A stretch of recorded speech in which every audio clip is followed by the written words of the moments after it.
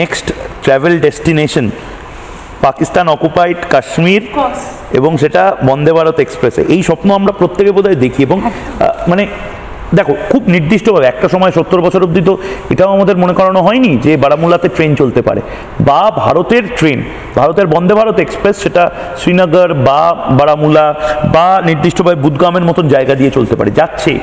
তাহলে মুজাফফরাবাদে বা স্কার্দুতে যেমনটা বললেন গিলগিত বালতিস্তানে কেন যাবে না? একদম।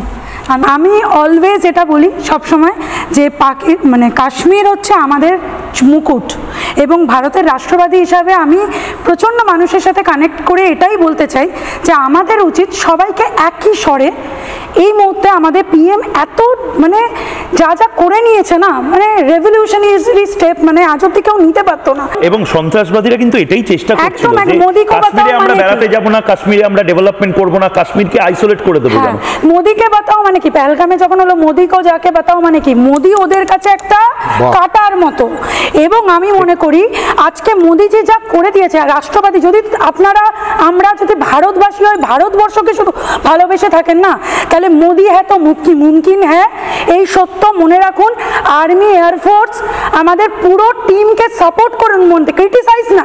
মোদি হ্যাঁ তো মুমকিন হ্যাঁ, এন্ড वतन के आगे कुछ भी नहीं।